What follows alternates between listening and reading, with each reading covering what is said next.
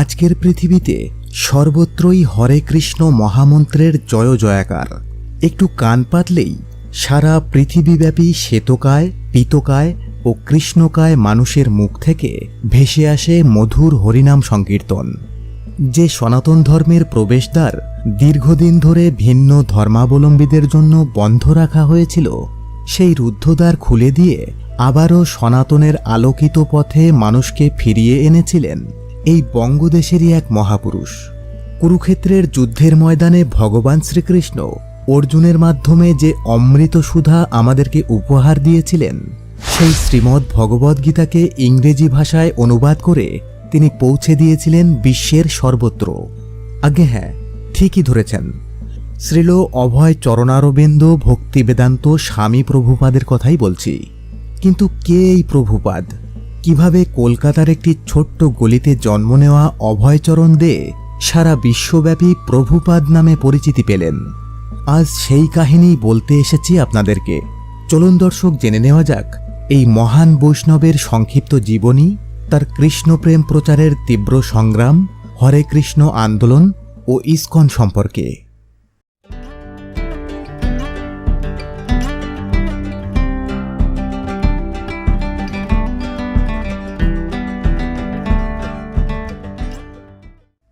সময়টা 1896 সাল। ব্রিটিশ ভারতের রাজধানী কলকাতার এক সম্ভ্রান্ত বণিক পরিবারে জন্মাষ্টমীর দিনে জন্ম নিয়েছিলেন এক ফুটফুটে দিব্য শিশু। পিতা গৌরমোহন দে এবং মাতা শ্রীমতী রজনী দে দুজনেই ছিলেন কৃষ্ণভক্ত এবং কৃষ্ণ জয়ন্তীতে পুত্র সন্তান লাভ করে বাঁধভাঙা আনন্দে ভাসলেন এই দম্পতি ও তাদের আত্মীয় স্বজনেরা। পুত্রের নাম রাখা হল শ্রী অভয়চরণ দে। কিন্তু কে জানত এই ছোট্ট শিশুটি একদিন সারা বিশ্বের বৈষ্ণব আন্দোলনের কাণ্ডারি হয়ে সকলকে কৃষ্ণ নামের মাধ্যমে অভয়দান করবেন? অভয়চরণদের পরিবারের সাথে তৎকালীন ভবানীপুরের মল্লিক পরিবারের সাথে পারিবারিক সম্পর্ক ছিল। পিতার সাথে সেই বাড়িতে মাঝে মধ্যেই যাতায়াত করতেন শিশু অভয়চরণ। এ সময় মল্লিক বাড়িতে রাধাকৃষ্ণের বিগ্রহ দেখে তার হৃদয়ে জাগ্রত হয় কৃষ্ণপ্রেম। পিতা গৌরমোহন দে পুত্রের মধ্যে এই ভক্তিভাব দেখে খুশি হয়ে তাকে একটি রাধাকৃষ্ণের বিগ্রহ উপহার দিয়েছিলেন। উপহারের এই বিগ্রহ হাতে পেয়ে যার পর নাই খুশি হয়ে মাত্র 4 বছর বয়স থেকেই স্বতঃস্ফূর্তভাবে রাধাকৃষ্ণের পূজা করা শুরু করলেন তিনি। তাছাড়া রথযাত্রা উৎসবের সময় পাড়ার বন্ধুদের নিয়ে পুরীর রথযাত্রার আদলে রথযাত্রাও পালন করতেন তিনি। এভাবেই রাধাকৃষ্ণের প্রতি ভক্তিভাব নিয়েই বড় হতে লাগলেন শিশু অভয়চরণ দে। 8 বছর বয়সে শিশু অভয়চরণ ভর্তি হলেন নিকটবর্তী মতিলাল শীল স্কুলে এবং এরপরে তিনি শিক্ষা গ্রহণ করেন স্কটিশ চার্চ কলেজ থেকে। এই কলেজে পড়াকালীন সময়ে ইংরেজি ও সংস্কৃত ভাষায় খুব ভালোভাবেই পারদর্শী হয়ে উঠেছিলেন তিনি। এরপর 1922 সালে কলকাতায় তিনি দর্শন পেয়েছিলেন শ্রীল ভক্তি সিদ্ধান্ত সরস্বতী ঠাকুরের। শ্রীল ভক্তি সিদ্ধান্ত সরস্বতী ঠাকুর ছিলেন ভক্তিমার্গের বিদগ্ধ পণ্ডিত এবং 64টি গৌড়ীয় মঠের প্রতিষ্ঠাতা। তিনি এই বুদ্ধিদীপ্ত, তেজস্বী ও শিক্ষিত যুবক অভয়চরণকে চিনতে একটুও ভুল করেননি। সস্নেহে তাকে কাছে টেনে নিয়ে তাকে উদ্বুদ্ধ করেছিলেন বৈদিক জ্ঞান অর্জন ও প্রচারের কাজে। অভয়চরণ 11 বছর ধরে তার আনুগত্যে বৈদিক শিক্ষা গ্রহণ করেন এবং পরে 1933 সালে এলাহাবাদে তার কাছে দীক্ষাপ্রাপ্ত হন।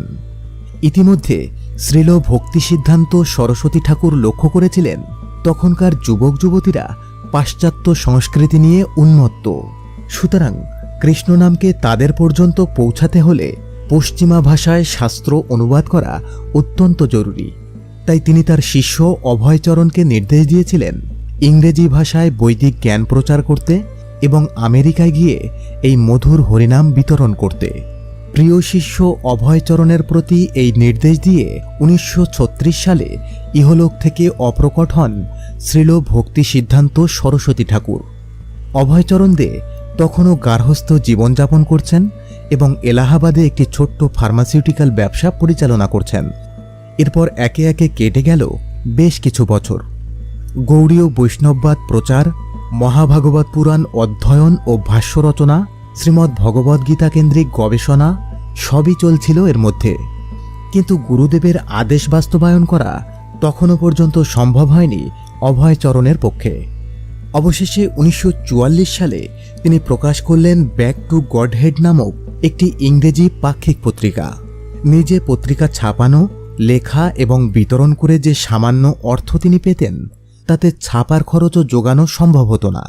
ছাপাখানার মালিক পত্রিকার প্রকাশনা বন্ধ করে দিতে বললেও অভয়চরণ ছিলেন দৃঢ় প্রতিজ্ঞ। এরপর এলো 1947 সাল।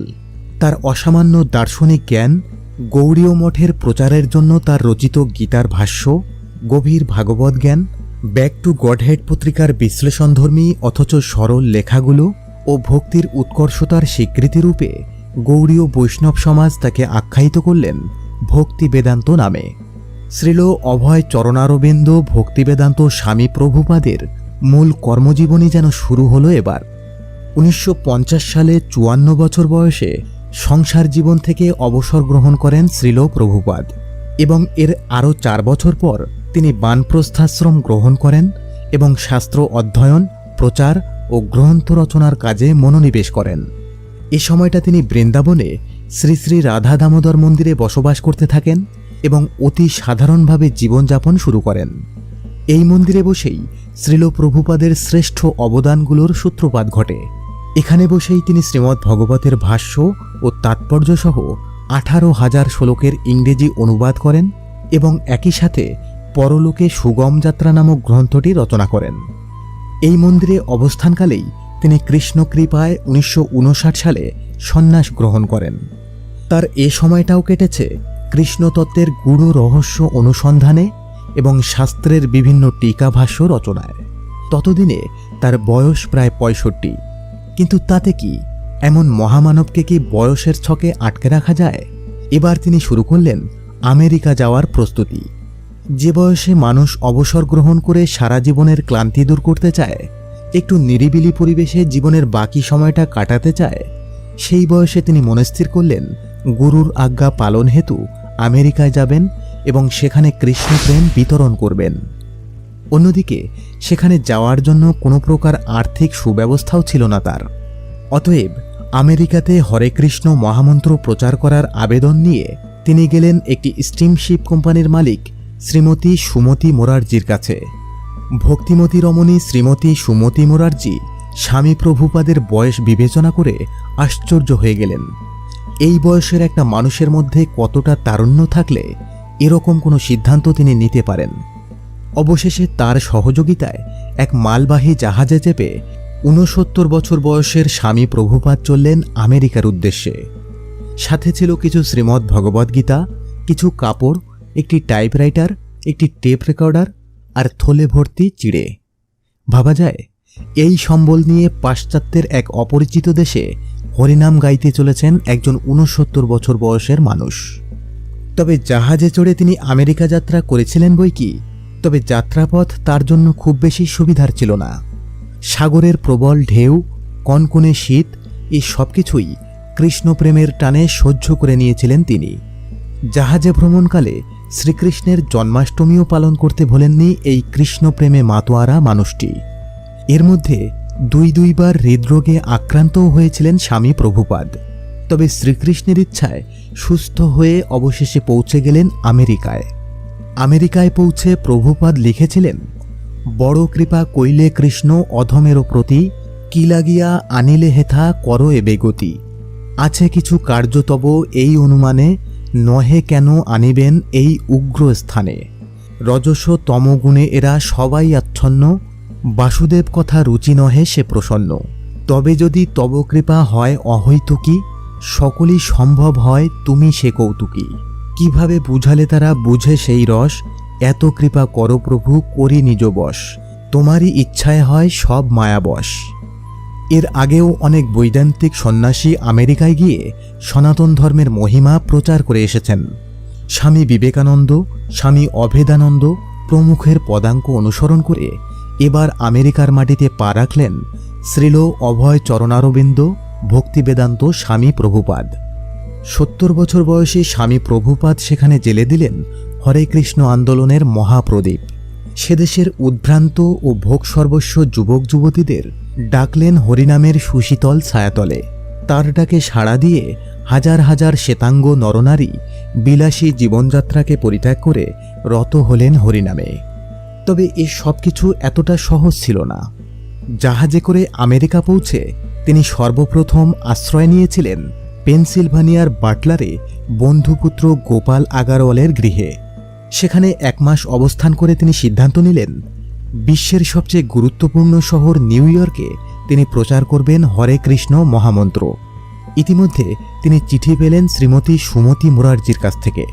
চিঠিতে এই ভক্তিমতী নারী লিখেছিলেন, হে স্বামী প্রভুপাদ, আপনি 6 মাসের জন্য আমেরিকা গিয়েছেন, কিন্তু আমার ইচ্ছা যতদিন না সেখানে আপনার হরিনাম প্রচার সম্পূর্ণ হয় ততদিন আপনি ভারতে ফিরবেন না।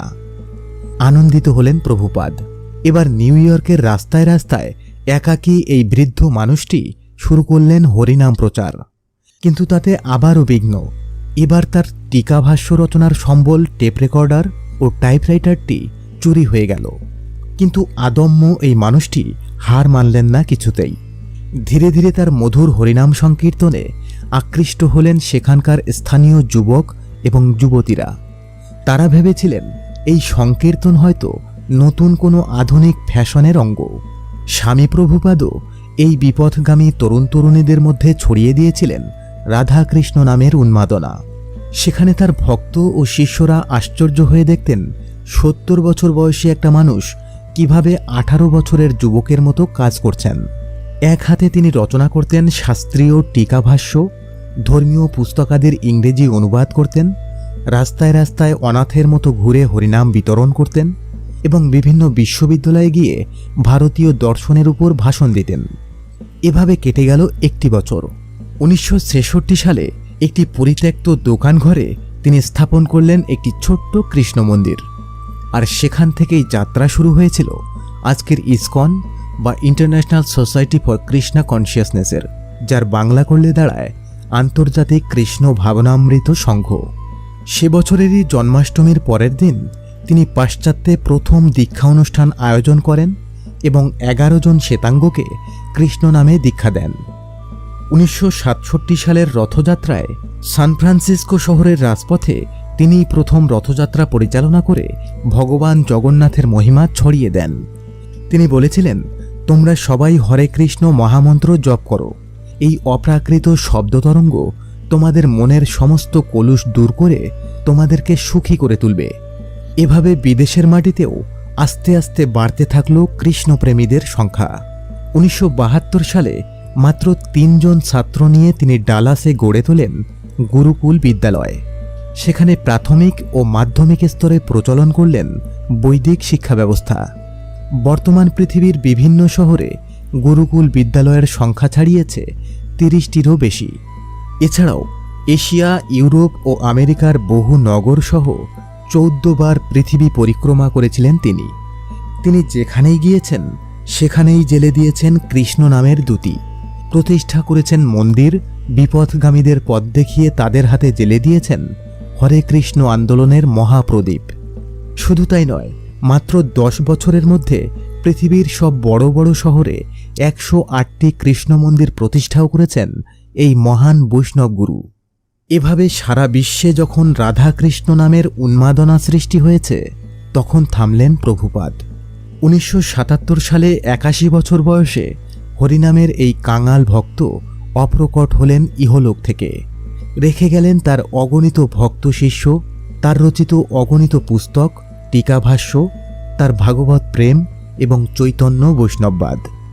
শাস্ত্রের গূঢ় তত্ত্বগুলো সহজ ও প্রাঞ্জল ভাষায় মানুষের কাছে তুলে ধরাই ছিল তার জীবনের অন্যতম উদ্দেশ্য। এবং সেই কাজে তার অসামান্য সফলতার জেরে আজ পৃথিবীর বিভিন্ন দেশ থেকে তারই দেখানো পথে ধ্বনিত হয় অমৃতসম হরে কৃষ্ণ মহামন্ত্র। কেমন লাগলো আমাদের আজকের আয়োজন? ভালো লাগলে লাইক করুন, কমেন্ট করুন, শেয়ার করুন এবং অবশ্যই এই চ্যানেলটি সাবস্ক্রাইব করুন।